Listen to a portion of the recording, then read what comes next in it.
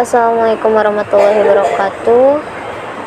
Kami dari kelompok 7 yang beranggotakan Ainul Mafalah, Miftahul Fadilah, dan saya sendiri Indah Rahmawati Putri akan mempresentasikan materi tentang makna la ilaha illallah. Makna la ilaha illallah. Para ulama tauhid sepakat bahwa makna la ilaha illallah adalah la ma'buda bihaqqin illallah, yang artinya tiada Tuhan yang disembah dengan hak kecuali Allah. Bukan la ma'buda illallah, yang artinya tiada Tuhan yang disembah selain Allah. Niscaya kenyataan berbohong, sebab masih mengasumsikan ada Tuhan-Tuhan selain Allah di luaran sana yang disembah. Padahal Tuhan-Tuhan itu semuanya batil kecuali Allah. Karena itu perlu dipastikan bahwa makna la ilaha illallah adalah tiada Tuhan yang hak kecuali Allah. Tiada Tuhan yang berhak disembah dengan sebenar-benarnya kecuali Allah. Selain bermakna la ma'buda bihaqqin illallah, la ilaha illallah juga bermakna la maujuda bihaqqin illallah, yang artinya tiada maujud yang hak selain Allah, dan la masyhuda bihaqqin illallah, yang artinya tiada yang disaksikan dengan hak selain Allah. Para ulama tasawuf menyebut makna la ma'buda ini sebagai makna syariat, makna la maujuda sebagai makna tarekat, dan la masyhuda sebagai makna hakikat. Kata ilah memiliki arti yang banyak, sehingga arti kalimat la ilaha illallah juga banyak.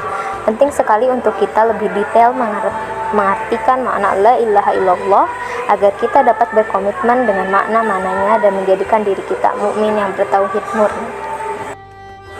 Berikut ini adalah makna-makna dari lafaz la ilaha illallah. Yang ke-1 yaitu la khaliqa illallah, yang memiliki arti tidak ada pencipta kecuali Allah. Sebagaimana firman Allah dalam Quran surat Al-Furqan ayat 2, yang artinya yang memiliki kerajaan langit dan bumi, tidak mempunyai anak, tidak ada sekutu baginya dalam kekuasaannya, dan dia menciptakan segala sesuatu lalu menetapkan ukuran-ukurannya dengan tepat. Hasil dari keyakinan ini adalah munculnya kesadaran bahwa kita ini makhluk Allah, bukan ada dengan sendirinya. Apapun kondisi kita adalah makhluk memiliki ketergantungan yang tinggi kepada Allah. Yang kedua yaitu roziqo. La roziqo illallah, yang artinya tidak ada pemberi rezeki kecuali Allah. Keyakinan ini menghasilkan kesadaran bahwa sedikit atau banyak dari rezeki yang kita nikmati semuanya adalah dari Allah. Sebagaimana dalam doa pagi dan petang disebutkan, ya Allah, kenikmatan yang aku atau salah seorang dari makhlukmu berpagi hari dengannya adalah darimu. Semata tiada sekutu bagimu, maka bagimu segala puji dan bagimu rasa syukur. Hadis riwayat Abu Daud, An-Nasai, dan Ibnu Hibban dalam Sahih. Yang selanjutnya yaitu malik, la malik illallah, yang artinya tidak ada pemilik selain Allah.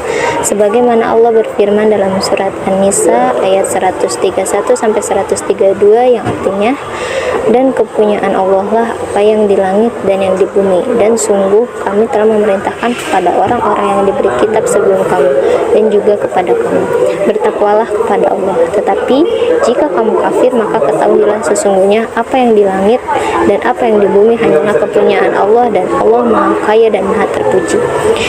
Dan kepunyaan Allah lah apa yang di langit dan apa yang di bumi, cukuplah Allah sebagai pemelihara. Quran surat An-Nisa ayat 131 sampai 132. Dan Quran surat Al-Baqarah ayat 284, yang artinya kepunyaan Allah lah segala apa yang ada di langit dan apa yang di bumi. Dan jika kamu melahirkan apa yang ada di dalam hatimu atau kamu menyembunyikan, niscaya Allah akan membuat perhitungan dengan kamu tentang perbuatan itu. Maka Allah mengampuni siapa yang dikehendakinya dan menyiksa siapa yang dikehendakinya. Dan Allah Maha Kuasa atas segala sesuatu. Quran surat Al-Baqarah ayat 284. Nah, yang keempat, la waliya illallah, yang artinya tidak ada pemimpin, pelindung, dan penolong kecuali Allah Subhanahu wa Ta'ala. Allah berfirman dalam surat Al-Jum'ah pertama, yusabbihu lillahi ma fis samawati wa ma fil ardi malikil quddusil azizil hakim, yang artinya senantiasa bertasbih kepada Allah Subhanahu wa taala apa yang ada di langit dan apa yang ada di bumi. Raja yang maha suci, yang maha perkasa, lagi maha bijaksana.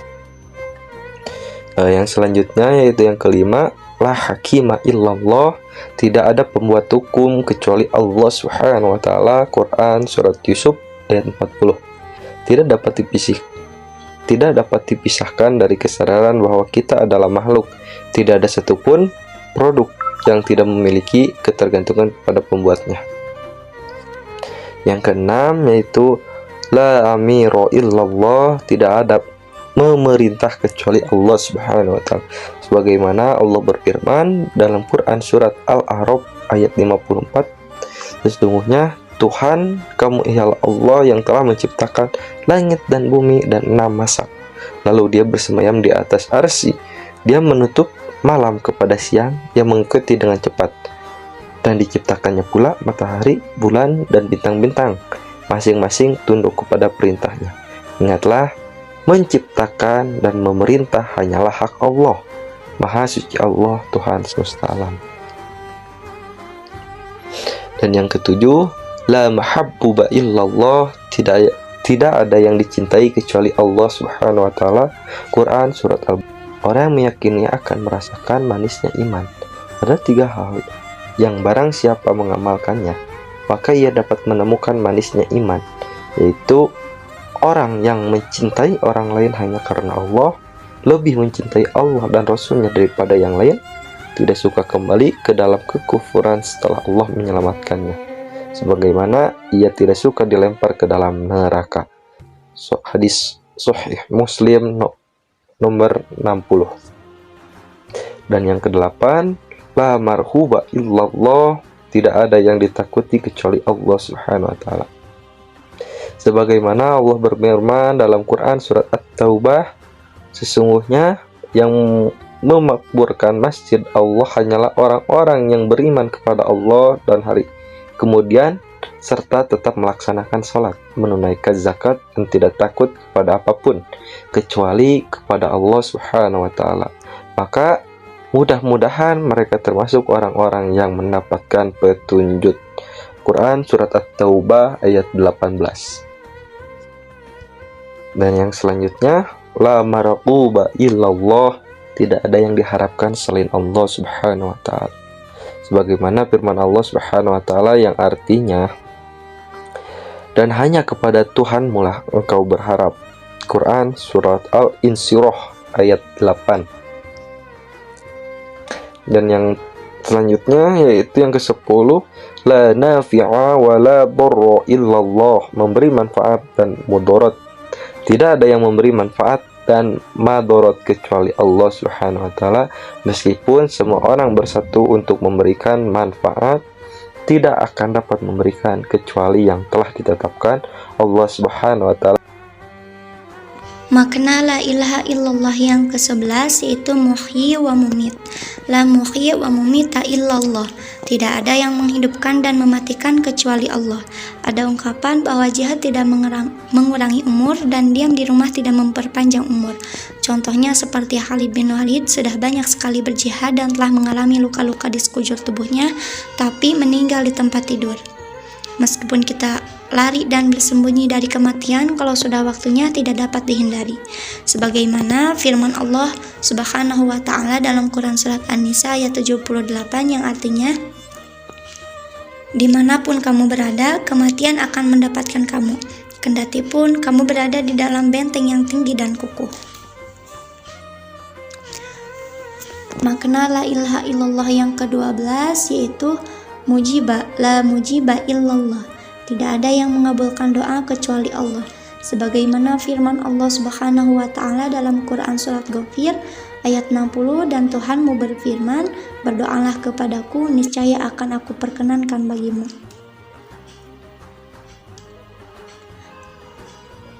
Sesungguhnya orang-orang yang sombong tidak mau menyembahku akan masuk neraka jahanam dalam keadaan hina dina. Makna la ilaha illallah yang ke-13 yaitu mustajarabihi, la mustajarabihi illallah, tidak ada pelindung kecuali Allah. Dalam Quran surat An-Nahl ayat 98 yang artinya, maka apabila engkau Muhammad hendak membaca Al-Quran, mohonlah pelindung kepada Allah dari setan yang terkutuk. Islam mengajarkan agar kita selalu berlindung kepada Allah dari segala godaan setan. Bayi yang baru lahir pun didoakan agar terlindung dari setan. Ada 2 surat yang khusus berkaitan dengan perlindungan sehingga disebut Al-Mu'awwidzain, yaitu surat Al-Falaq dan surat An-Nas. Makna la ilaha illallah yang ke-14 itu wakila, la wakila illallah, tidak ada penolong kecuali Allah. Sikap orang yang meyakini adalah bertawakal kepada Allah. Tawakal termasuk salah satu ciri yang sempurna imannya, seperti dalam Quran surat Al-Anfal ayat 2 yang artinya, sesungguhnya orang-orang yang beriman adalah mereka yang apabila disebut nama Allah gemetar hatinya, dan apabila dibacakan ayat-ayatnya kepada mereka bertambah kuat imannya, dan hanya kepada Tuhan mereka bertawakal. Tawakal juga berarti kita mempercayai Allah untuk menyelesaikan urusan kita, seperti firman Allah Subhanahu wa taala dalam Quran surat Ali Imran ayat 159.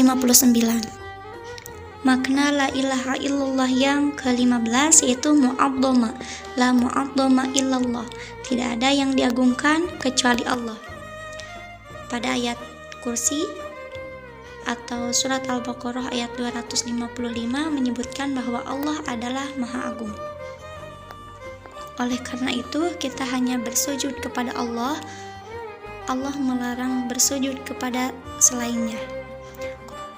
Makna la ilaha illallah yang terakhir yaitu musta'ana bihi, la musta'ana bihi illallah, tidak ada yang dimintai pertolongan kecuali Allah.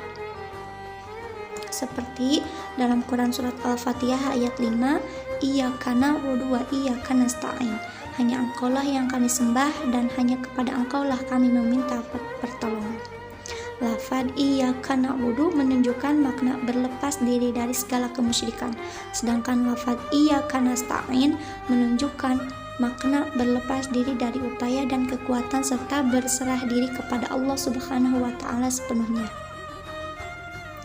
Ketika Utsman bin Affan diberitahu kabar gembira dari Rasul berupa surga dan musibah yang kelak akan menimpanya, maka dia memuji kepada Allah dan berkata, Allah al-Musta'an, hanya kepada Allah aku memohon pertolongan. Mungkin cukup sekian materi yang bisa kami sampaikan. Mohon maaf bila ada kesalahan. Wassalamualaikum warahmatullahi wabarakatuh.